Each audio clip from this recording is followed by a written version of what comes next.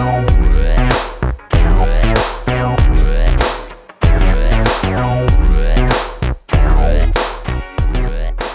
listening to the PR Wind Down Podcast, the show for public relations professionals who are ready to see real change in the PR industry.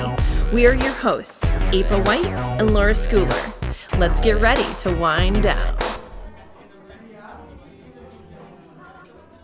We kicking this off? Let's do this. Let's do it. Oh, I probably should, except I don't have anything.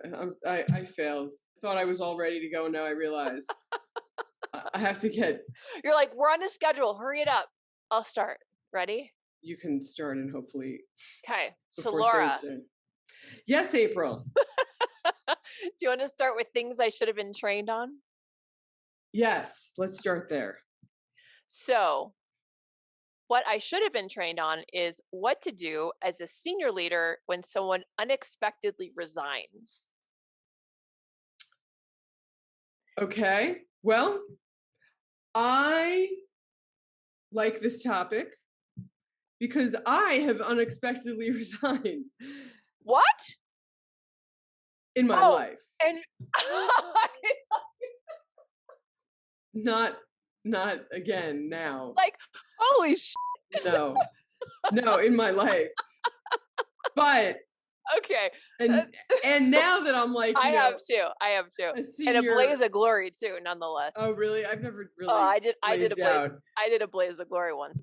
But did you pull a Bridget Jones? It was pretty close. Yeah. It was pretty close. It's not that it was the same scenario. Reason, right?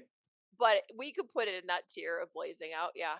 Really? Yeah. So, and now that you're on the other side, and I am too, where we have to be, we have to prepare for people to unexpectedly quit. Yes. Now we're on the other side. Yes. So I'm prepared only in that I have spoken it out loud to the guy I work for, that you have a staff and you think that everything's great, but you never know somebody could quit tomorrow. For sure. And they could give you 2 or more weeks, or they could literally say, I'm not coming back tomorrow. And it doesn't have to be that they're blaze of glory pissed off. No, it doesn't. It could be somebody passes away, family emergency. Their dream job, double the salary. Who knows? I mean, they only have to work 2 days a week, whatever it is. We have 3 employees in the Ukraine right now, and it's like, holy right. So you never know. I mean, crazy shit happens in the world. Yes. Case in point, not to, go dark there, but anything can happen. Say what? Anything can happen. What's the question? How do you prepare for it? What do you do as a senior leader when someone unexpectedly quits or resigns? So I think there's a few things.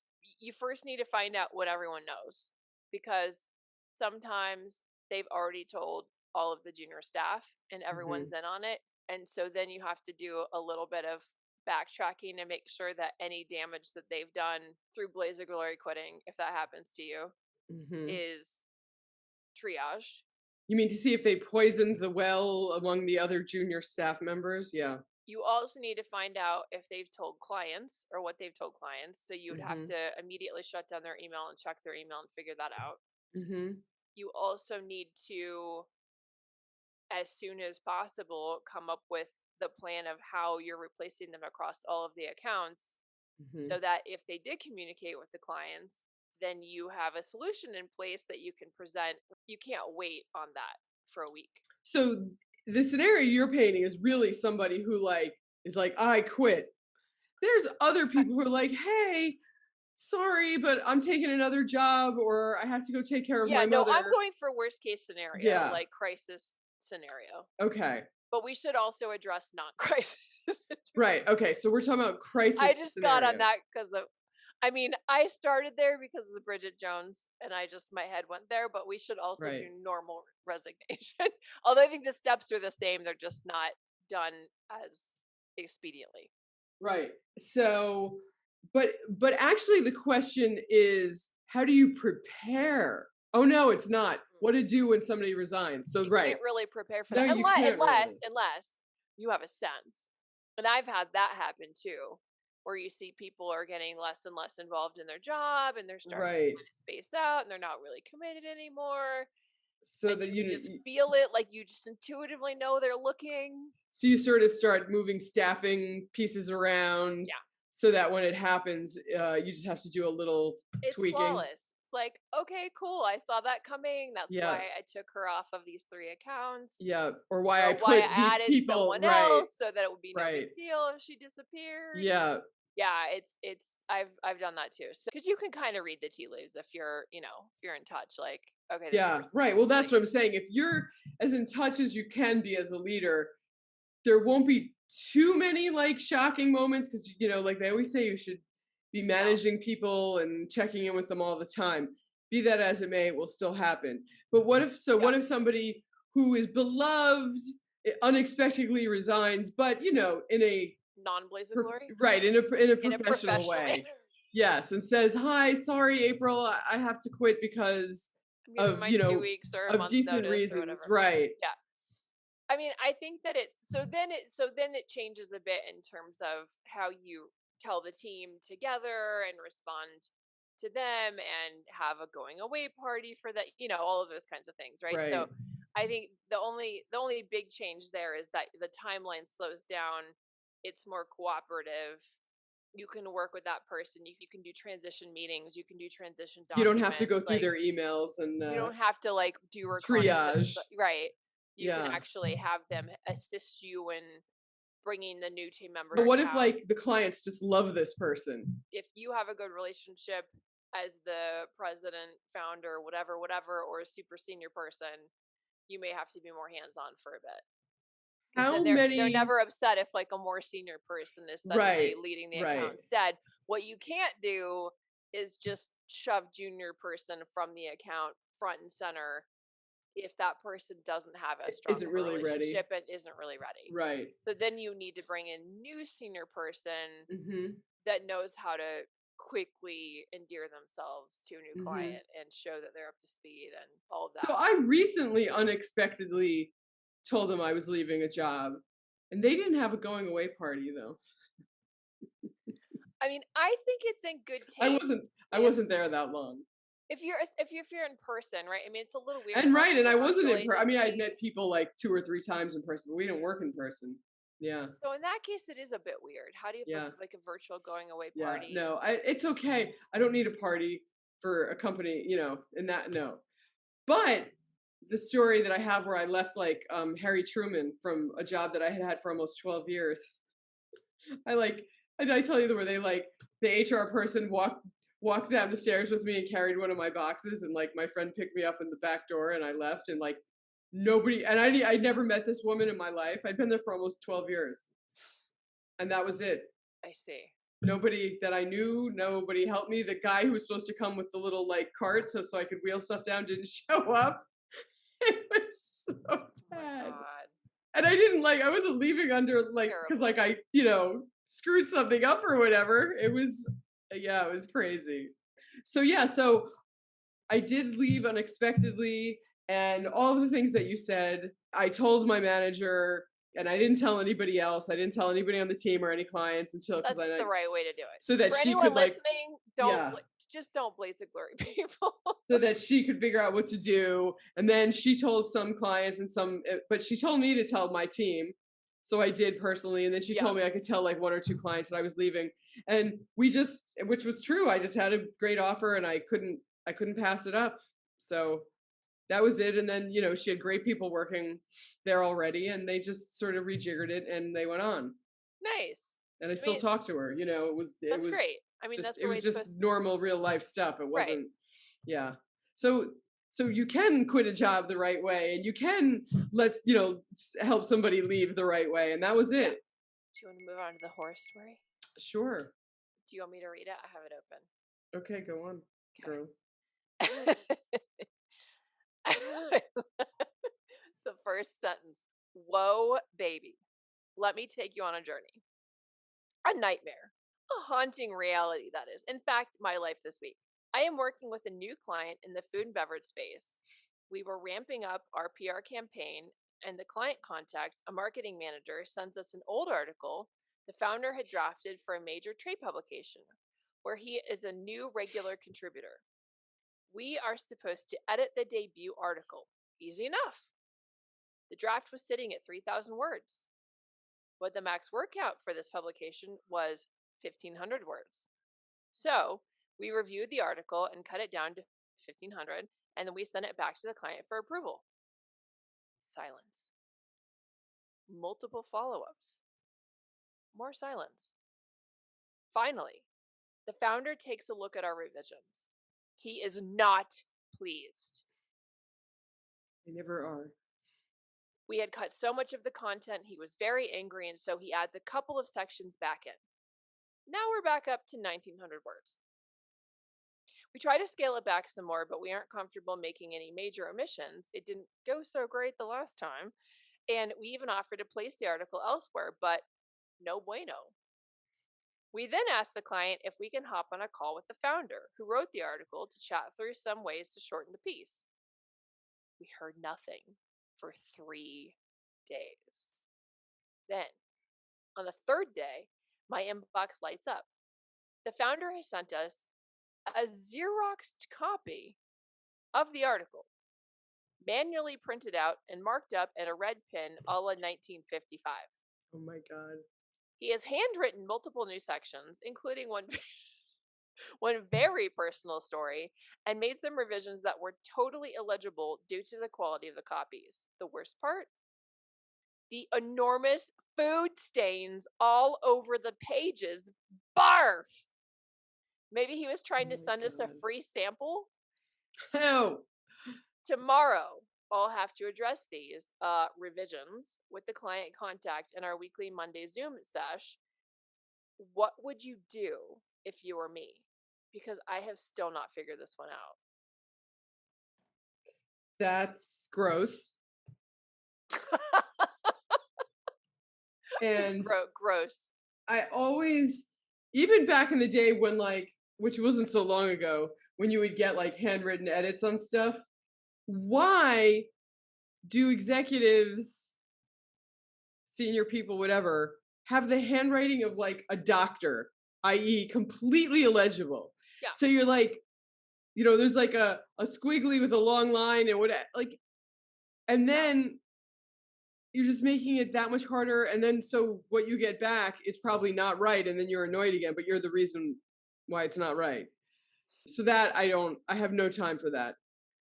And also there's something called Google Docs.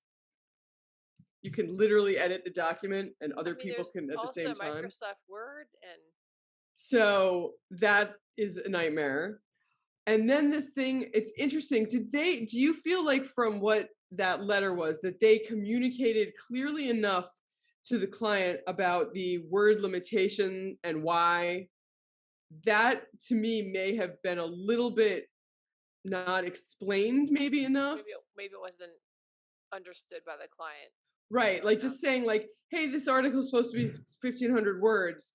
I don't know that necessarily to somebody who doesn't do it for a living, communicates oh, you literally cannot go over 1,500 words. Mm-hmm. And by adding 400 or 500 words, the submission's not going to be accepted. Or let's say it is accepted, then the publication's going to cut half your story or whatever, a quarter of your story anyway. So you are the one who wants to do that so that it reads the right way. That's why I feel like maybe it wasn't explained explicitly enough. But I don't know. I'm just sort of reading into it. Possibly. Yeah, I mean, gosh, what a weird scenario.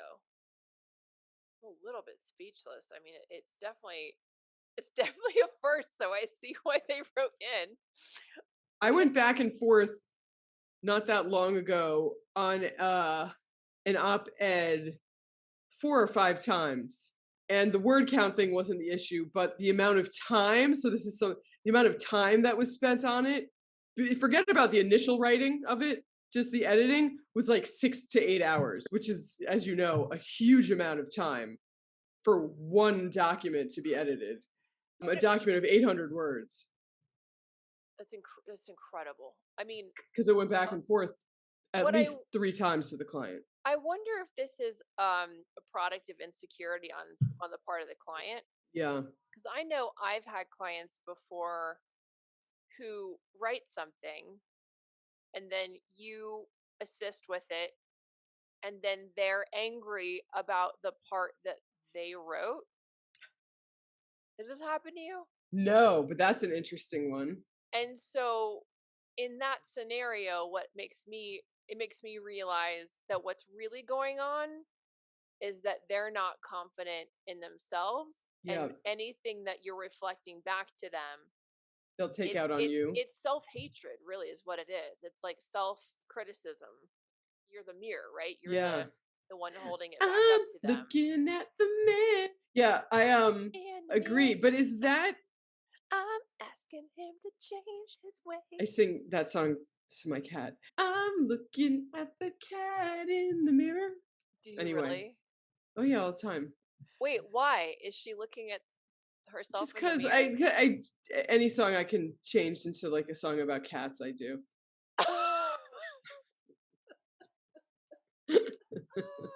I'm asking her to pet her fur or something, clean her fur. I don't know. Sometimes it's hard to get beyond the big line in a song. I see. But anyway, going back to the you don't have that part done with the cat lyrics? No, I didn't get that deep into it. It's hard. Okay. Not every song. Report back to me. I want to hear the full cat song of that. Oh wait, speaking of which, can you see that my glass has all different cats on it? Look at that. Did I tell you I have a third cat now? No way. So should I tell you the cat story later? Yeah, tell me the cat story later. But wait, let's finish this up. Finish this. Yeah. And we'll come back to the cat. So did we get to the heart of the matter of the person who wrote the letter though? So the question is like what to do on the Zoom call with the client contact. I mean, I would start by, to your point, Laura, reiterating, hey, listen, they're not going to take it unless it's 1,500 words or less. We need to be the ones to make the edit, or either that or they aren't even going to accept it. So help us decide what's most important to you for this piece, and or what's the nucleus of another piece. So let's go through it together and sort of pick out what are the things that you think are central to this theme, and what are you thinking, is something that could be the next article. Right. Because maybe a lot of times there's like a nugget in there. There's like 2 or 3 articles in one story. It could be its own thing, right? Right. So if this is really important to you too, we could try to do a different article next month on that while we're focusing this article on this. And, your stories can be personal and should be things that people can grasp onto, but they shouldn't be this personal for whatever reason. Yeah. And the reason why it can only be 1,500 words is because that is the limitation that the publication sets, and we don't have any control over that. Yeah. So yeah, I would say hop on the call and just find out what's most important to them, what's central to this theme, and then explain to them that it has, we have to find a place to cut. So doesn't mean it's not great material. It doesn't mean it can't be used somewhere else, but what is the number one candidate that either is not central to this piece or can be its own, can stand alone.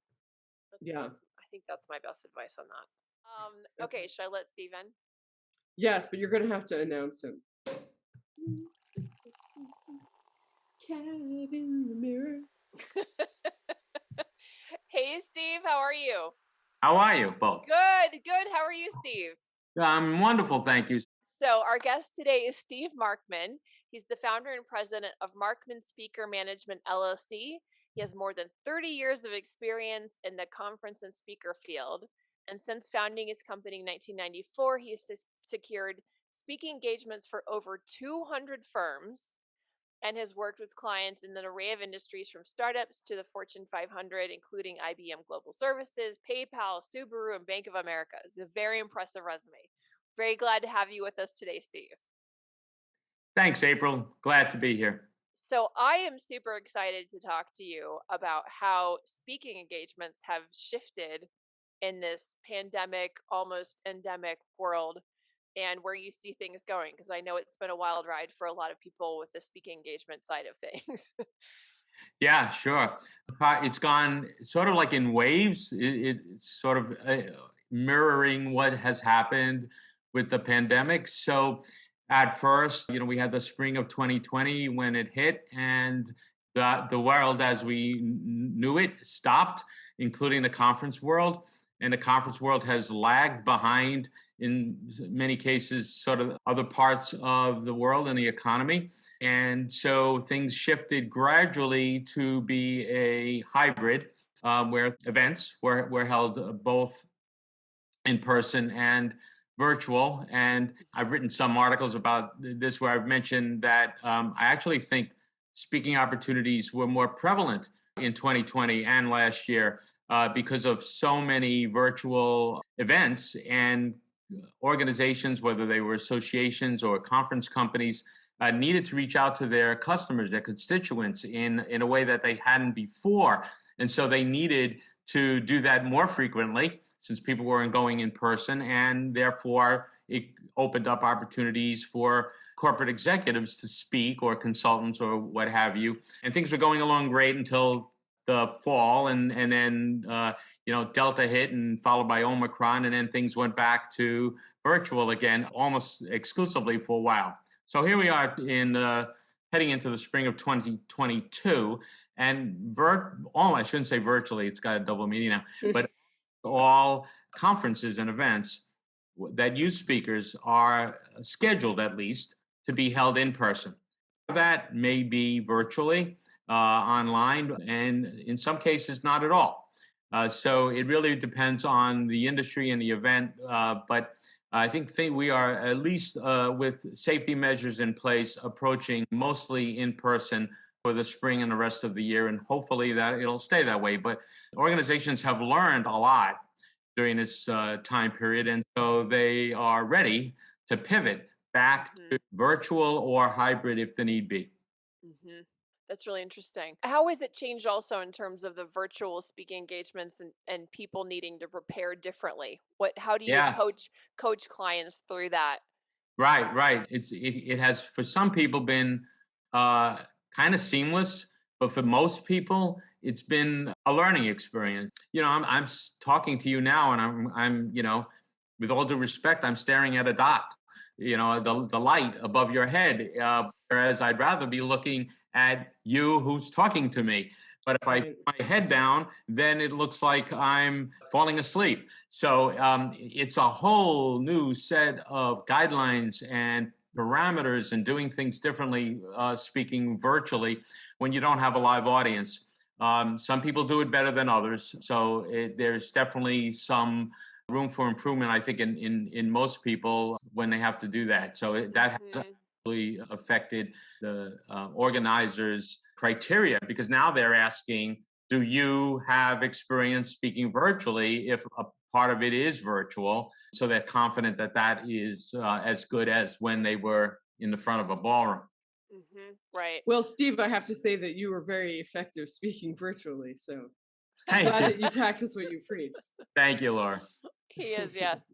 No, and I know even TEDx talks now are going virtual, and so, but they're all produced, right? It's a production rather than that you're on Zoom, but you have to go to a studio and produce your own piece of it, and then present the 10-minute whatever produced segment. I apologize about the cat. I was just about to tell Laura before you got on. I just rescued this cat, and he is so attached to me, and he will not leave me alone. And so I should have put him in a bedroom and locked him away, but I didn't. So he just not a problem. jumps up. I do a lot of speaking about how to get speaking engagements, and so I've done a lot of Zoom presentations over the last couple of years, and I probably have seen more dogs and cats and a few birds than I thought were possible. But if somebody has a zebra walking in back of them, I'm going to write an article about that. That's what I was going to say. What's the most unique animal that you've seen? Did a snake slide through, or? Yeah, no, it's mostly domesticated animals. With April, you might get a llama or a goat or something. So there you go. Usually not in the house unless they came in the dog door, but I try not to let that happen. Now that I'm curious, because I'm taking us way off topic, but are the birds sitting on people's shoulders, or are they just in the background? I had one that was on somebody's shoulder, and the others, I just sort of heard chirping. I really want to have a Zoom call now with someone that has a bird on their shoulder. That would make my day. I derailed us a little bit. I was going to ask you another question. Now I've forgotten what it was. Laura, do you have a question while I'm thinking what my question was? I'm sorry. Explain to us a little bit, what kinds of clients do you work with? How do you get them? Is it PR clients? Is it marketing? What is the Sure. executive? It's both. Most of my business comes from being brought in by the head of public relations or a marketing director of a company, usually mid-size, all the way up to and including Fortune 500 firms. And the whole idea is to meet one of their objectives, usually to boost visibility in some way or create visibility. It's also lead generation and business development, and also to demonstrate thought leadership. Sometimes it's all of those, what I call a three-legged stool. Other times it's just one piece of that. And probably a third of my clients are agencies and firms like yours, because oftentimes you'll have a client that prioritizes speaking, a company that wants to get out there, whether they're a software company or financial services, what have you. And I handle all industries, all sizes of companies. Then if you're not able to meet the needs of the client for whatever reason, it might just be a busy time of year, or a PR firm may not have that capability, quite frankly, or they don't focus on it. And so they don't have staff that has a lot of experience with that. And so they partner with me. I used to say outsource, but it's not really, because it's more like a partnership, because the PR firm retains the relationship and they keep the client. I bill the PR firm, they bill the client back. So they maintain that relationship, and it's very synergistic. It works really well. And even if it's the company bringing me in, I work closely with the PR firm, because obviously you guys are great at getting media placement and other earned placements, and so one can help the other. So you're just trying to get them speaking opportunities at like a trade association type? Yes. And associations and also companies that are in the business of putting on conferences, whether they're local, regional, or national, or even international, depending on where their target audience is. And is it earned or paid or both? Becoming, unfortunately, increasingly sponsor.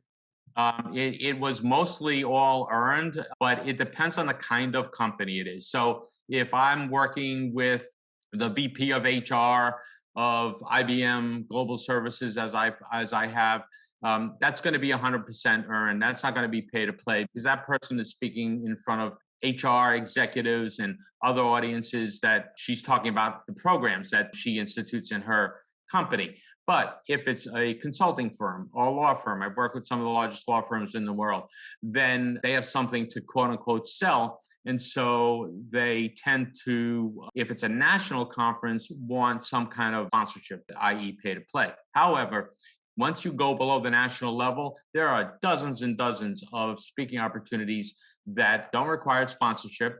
And even for solution providers or vendors, whether they're a software company or a consulting firm, they don't generally have to pay if it's a regional conference, or if it's, let's say, the Phoenix chapter of the American Marketing Association. They typically don't ask for any kind of pay to play, because they're happy to get new speakers come in that they aren't aware of and aren't necessarily in their geographic area. But my client is willing to do that, get on a plane to speak to 50 people at a lunch meeting. Right. And how about if the conference organizers are willing to have your client speak for free, but only if they bring a company client as a case study? Have you had that? Yeah. Yes, absolutely. So when it's not pay to play, or even when it is pay to play, sometimes they'll waive the pay to play idea, the sponsorship requirement, if the client can bring a case study, an enterprise speaker with them. Their perception, and I believe it is only a perception, it's not reality, that a sales pitch is going to be made. Right.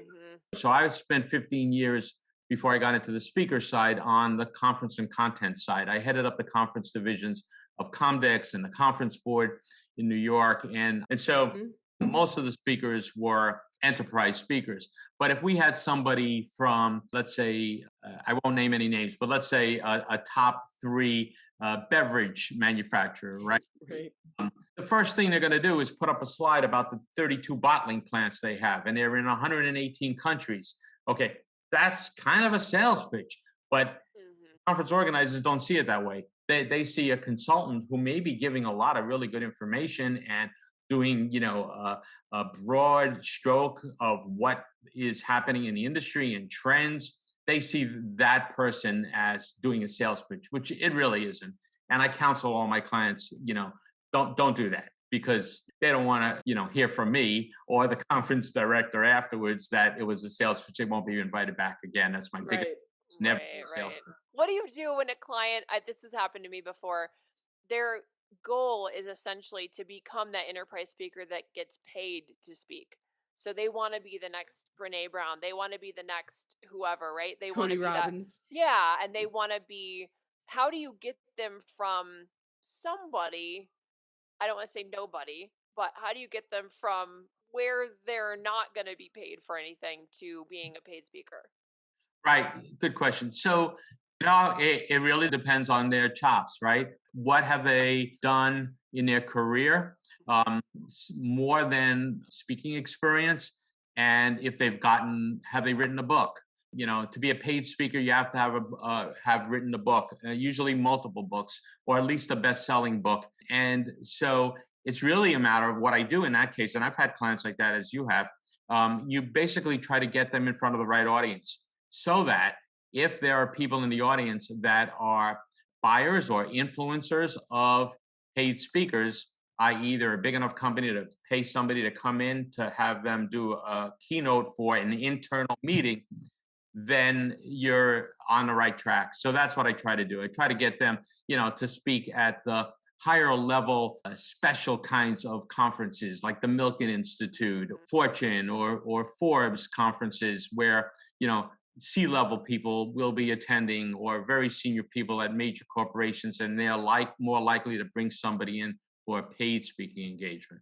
Right. That makes a lot of sense. April, I got a client of mine when I was totally freelancing paid speaking opportunities with schools and some nonprofit organizations. Now, this was not big ticket money, but it was some money, and it was because he was a filmmaker who was also a character actor on TV. Okay. So he was like a little celebrity, right. And in Long Island. And so like all these, they were happy to pay him a small stipend for his efforts, basically, for travel and bringing his stuff with a little left over. So yeah. It's really, that's a good point, Laura. Basically what it is the more of a niche you have, it may seem that it's harder, but there's so many conferences out there. I mean, here's a number for you. There are 37,000 associations in the United States alone. That's a lot. Wow. Even know what it is worldwide. And what people don't realize is that 95%, I haven't done an exact study of this, but my guess is 95% have been doing this for over 30 years. And I would say the vast majority of speaking engagements in totality are unpaid. That's because the only people who pay speakers, for the most part, unless you're doing a long workshop and hands-on stuff, you get paid for that. But most speaking engagements can't be paid unless it's a keynoter. And that's because the conference or the association would quickly lose a whole lot of money. If they have a conference with 30 or 40 speakers and they had to pay everybody, they'd be in the red real quick. People don't realize that, and they wake up one morning and go, I want to be a paid speaker. So I get 4 calls a month from those people. With all due respect, it's an uphill climb. You have to have certain experience in your background. It's a whole different field of paid versus the unpaid. But whether they're a consulting firm, a law firm, or corporation, they are realizing that what they're speaking for, besides thought leadership, is what I call future income, right? So a customer or a client or some, major 7-figure assignment to come in and do something for somebody who heard them, and they get hired by someone in the audience, they're going to get paid. They're just not getting a check for the actual speaking. Right. Well, isn't that what, PR and marketing is ultimately about, right? Exactly. I have one last question for Steve, and then I'll ask the famous question. How has speaking engagements, booking them, and as the speaker, How has it changed in the 30 years that you've been doing this? Not at all. All right, that was Really, a nice question. yeah, that was a layup. Really, it hasn't really changed. I forget who has been given credit for being the first speaker. It started out in academia, right? So they were like these boring professors that were talking, and then it shifted over to the public marketplace. But it really hasn't changed very much at all. The only thing that's changed on the paid side, I shouldn't say only, because the answer is the enormous increases in what companies are willing to pay people. That's why I get those 4 calls, a week that someone wants to be a paid speaker, because Right. that they've gone through the roof. And Right. as someone who's spent almost 35 years in this industry, I personally think it's gotten out of hand. It's kind of ridiculous because you have to bring in a lot of people to pay for somebody that's getting $100,000 to speak. Mhm. I mean, it's like good work if you can get it, right? I think it's great, more power to them. But it's gotten to be, out of the reach of a lot of people. And then sometimes the speaker gets to their head and they go, "Oh no, I'm not speaking for less than X." And okay, but you probably consider that. So I think that the mindset of the paid speaker has changed a little bit for what I think is a negative for them, and they're shortchanging themselves. On the non-paid side, it's the sponsorship that has sometimes Right. required that's changed. But from a delivery standpoint and everything else, it's still, I think, a great way for people to get visibility. What's the most that you've heard of somebody getting paid for one speaking engagement? Well, nobody, unfortunately, that I have, because I'd love to have 25% of that. But it has been said, both of the Clintons, Obama and the Clintons, President and First Lady, have gotten upwards of $250,000 to speak for certain private companies. And you get 25%. Is that your? Yeah, that's pretty much the going percent commission rate for most speakers. I got to go call my client from 3 years ago and tell him he owes me money. Yeah, there you go. All right. The final question, April. Yes. Is there anything that you want to ask us? Well, sure. What are you finding running a PR firm has been the interest in speaking as a way to get PR? Are you finding more people interested, less people? Depends on the company. Just curious. I feel like in general, it's slightly less. People, when I present it when I'm going through, all the things that we can do for them as part of the new business process, a lot of times they say they're not that interested in that. I don't know if it's the nature of the kinds of clients we're working with right now, because we've got a lot of startups that are strapped, right? They're very, very busy. The founder doesn't have any time. Their main concern about PR is how much time do I have to commit to it. So probably the idea of, traveling somewhere and doing a speaking engagement is not high on the list of priorities. And doing a byline article for them is a lot less time intensive, a lot less high pressure, and maybe in their head serves the same purpose. So, I mean, I still think it's very valuable, but I think the pandemic has also kind of put that in the I don't know category, because it could change real quick. I think things are starting to open back up. Right. But No, absolutely. I would say for the last couple of years, I brought it up, and I would say almost everybody says, yeah, maybe, but they're just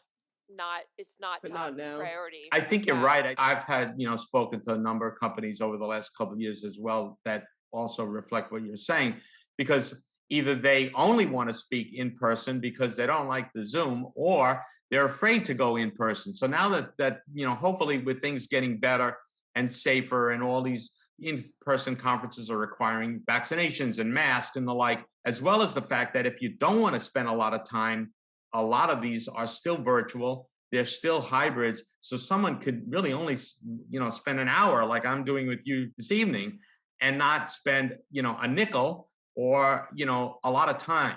So there's two ways to look at it. And I think sometimes what I've needed to be is more flexible and say, well, where do you want to speak, right? Do you want to speak virtually? Do you want to speak in person? Do you want both? And I'll focus for now on whatever they want, and then we could shift as we go along.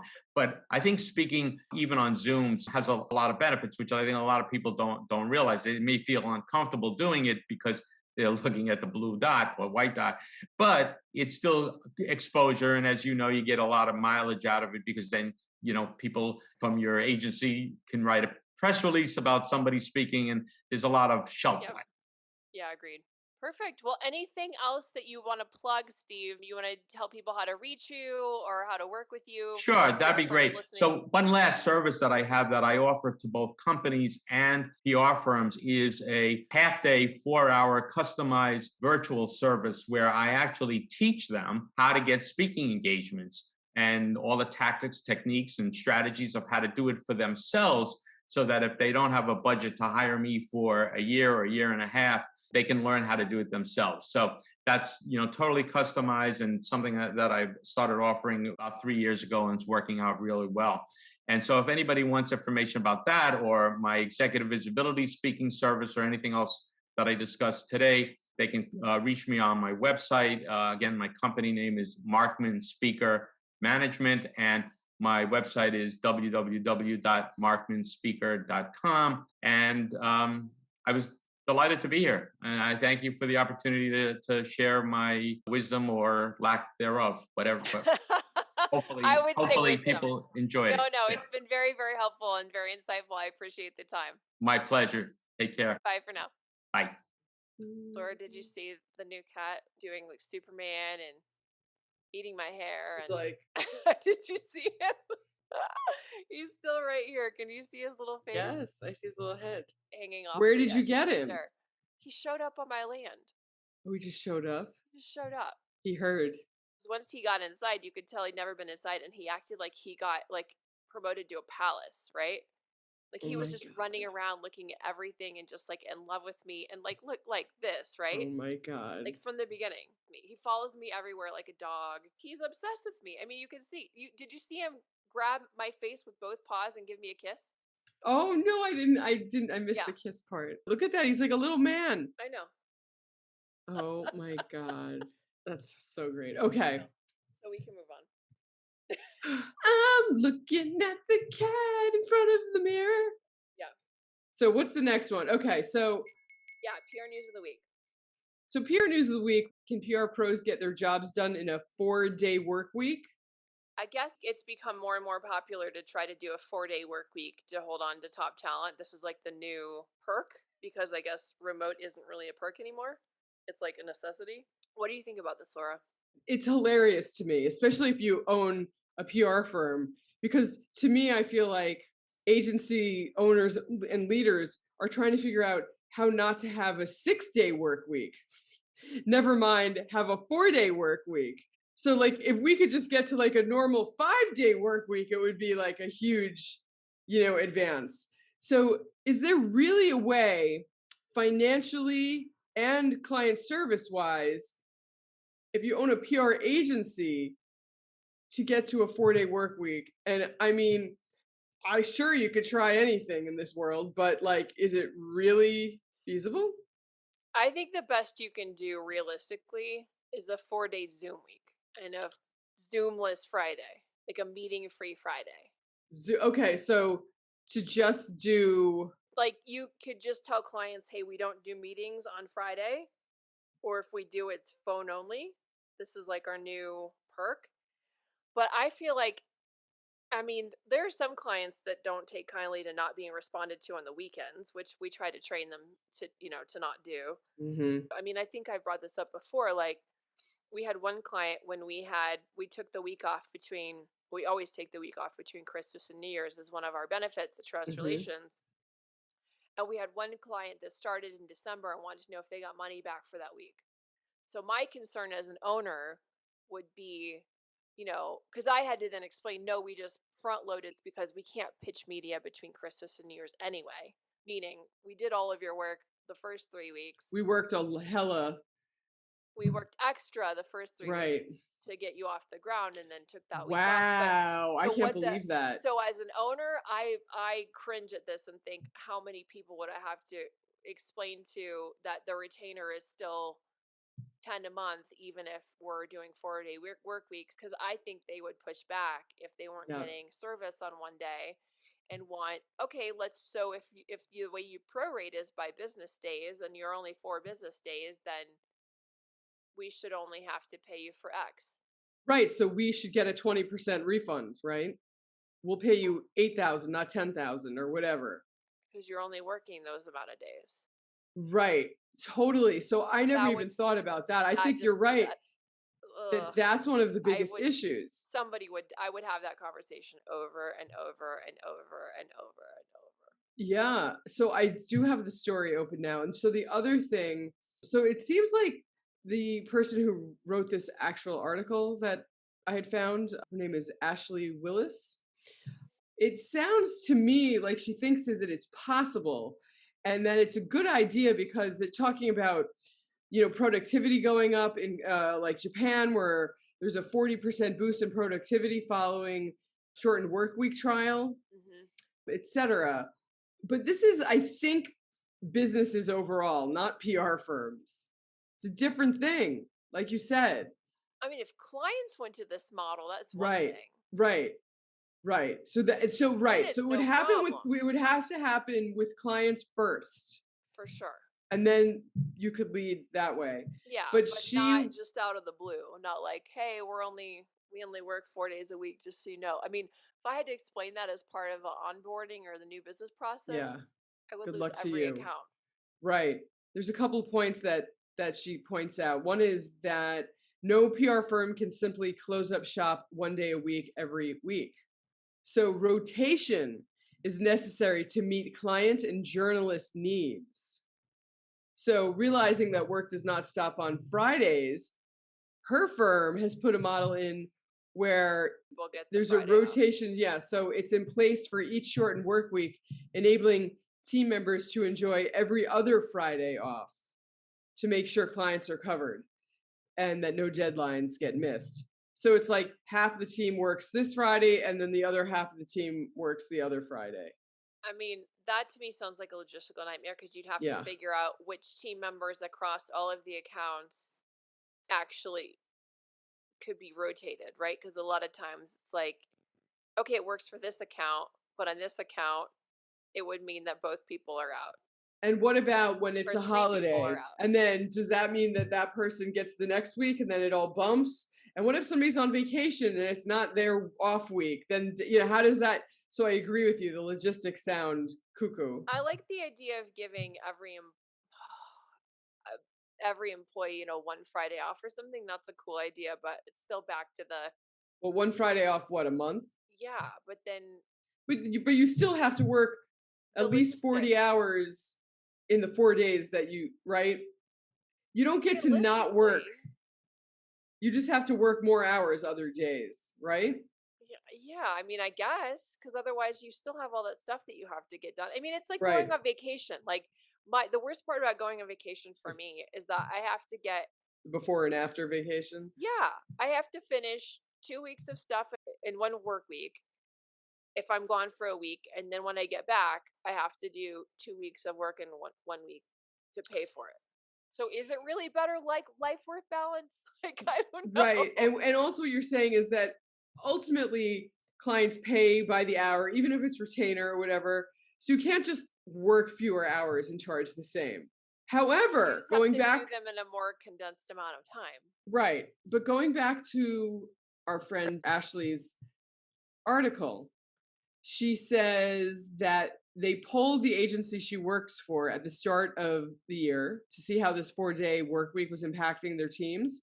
And they got overwhelming positive feedback. Surprise.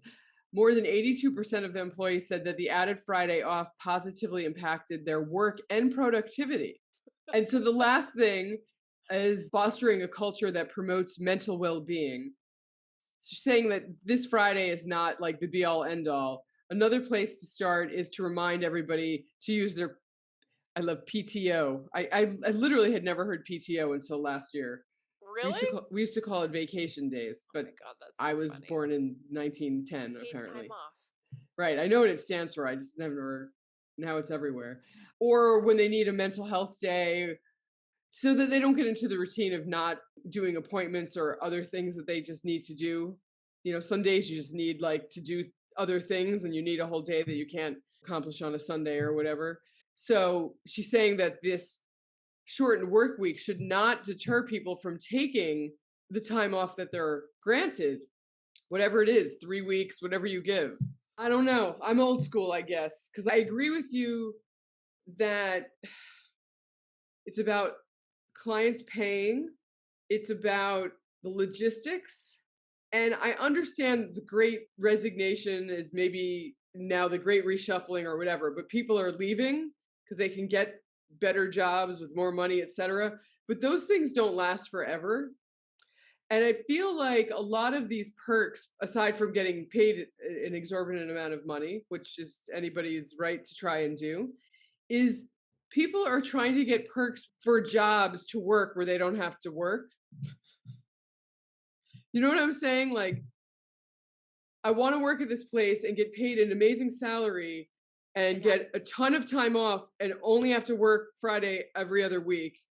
And so, like, how many days are you actually working for this probably giant salary these days? Well, I'm also wondering, like, if you actually took that Friday off and it was on rotation, the other challenge then becomes, what if you have meetings that need to be done? So then you make a scheduling nightmare for everybody else throughout Because you're the not going to be in on every other Be Friday. on every other Friday. So and then you, like, and the other half of your team isn't going to be in on the other Fridays. So then it's like, so it's basically no meetings on Fridays, right? No bi-weekly, which I think is cool. Like, I like the no Zoom Fridays. I think I might actually propose that. Okay. I think that's a fun idea. I feel like that would work for us. I don't think this right. You have to be working. You just don't have to be doing Zoom meetings all day long. I like no Zoom meetings on Fridays. Like, everyone's off camera. So that's your compromise. So this article, she's saying that everybody loved it. Yada, yada, yada. I also just have to put in here for, the reality check. This is a great PR play for Fish Tank PR. That's what it's called, Fish Tank PR. And I just looked at the bottom, and I think, I, in full disclosure, have thought before about whether we could do an innovative kind of benefit that would for hiring purposes, for PR purposes. Oh, for PR purposes. Like, could we pay everyone in crypto and then write a press release about it and get a story in the trades that make us look like a great place to work because we offer to pay people in crypto even though nobody wants that?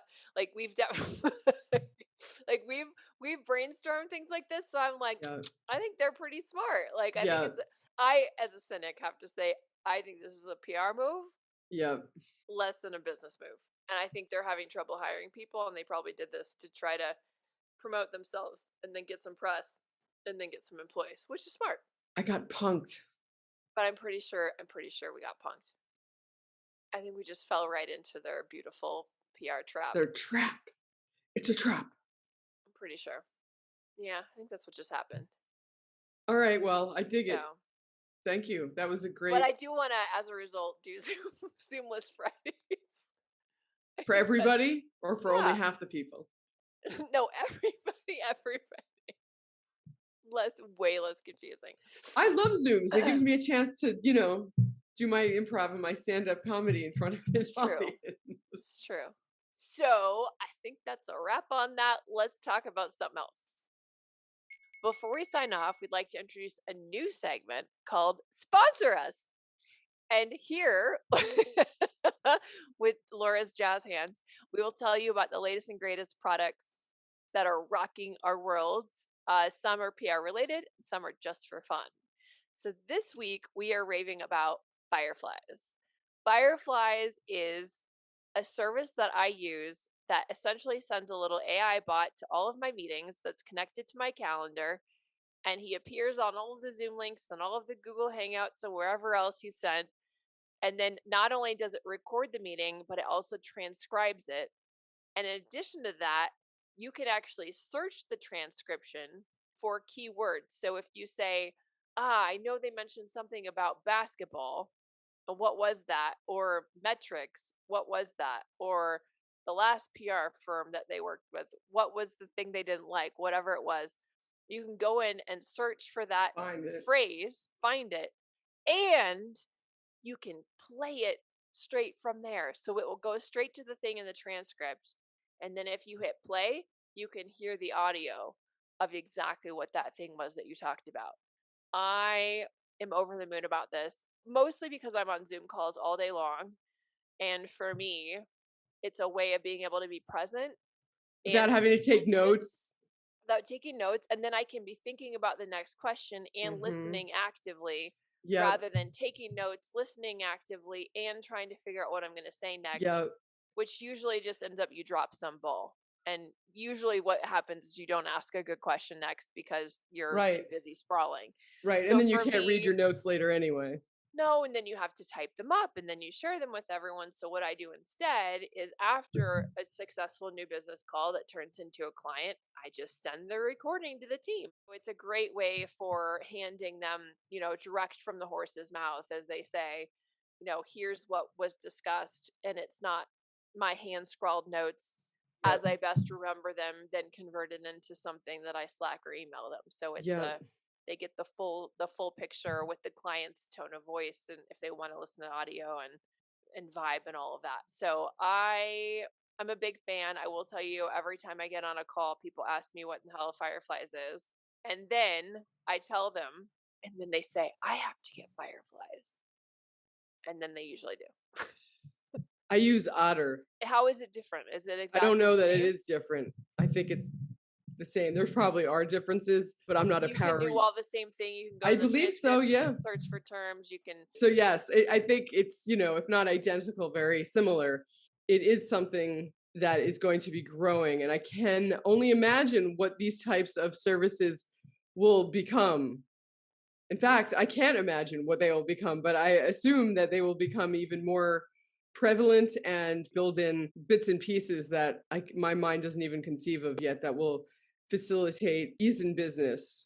My only pro tip for people using Fireflies is to change it so that it only defaults to sending you the recording, because 2 reasons. One is that you may end up saying something before people get on, forgetting that Fireflies is on. That's too personal, just something that you don't want to share with the group. And that's going to be in the recording. And we had a horror story about this.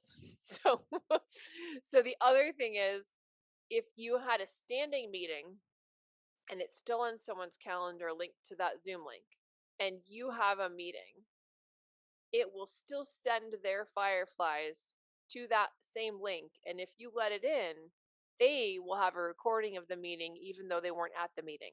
Oh, wow. You have to pay attention. Be very careful that you don't have a Firefly show up that wasn't intended to be there and just assume wrongly it's your Fireflies rather than that it's this other person's that was automatically sent.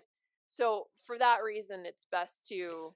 And this is for people who are not following, that you can sync Fireflies with your Zoom calendar so that it automatically joins, or that it comes and you can let it in so that it's recording all of your meetings if you want it to.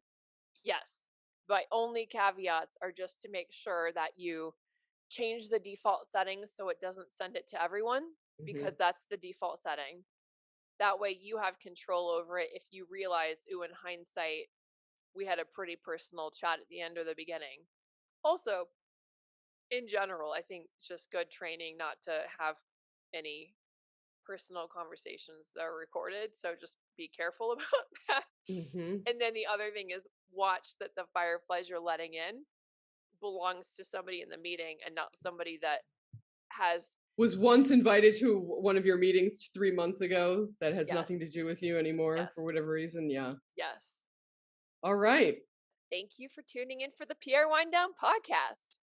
And thanks to Steve for a very enlightening interview. Remember to submit your own agency stories and questions, and to share a show with your friends and colleagues. And if you subscribe and leave us a rating, it will help us reach new listeners like you. And if you have an anonymous PR horror story of your own, please send it our way at the contact email below the episode notes. We can't wait to wind down with you again next time. I'm looking at the cat in the mirror. I'm asking him to change his paws. I don't even know the word. Blah, blah, blah, blah, blah, blah, blah. If you want to make a cat, but the cat... Make it change. Meow! Meow, meow, meow, meow, meow, meow. Oh my God. Okay.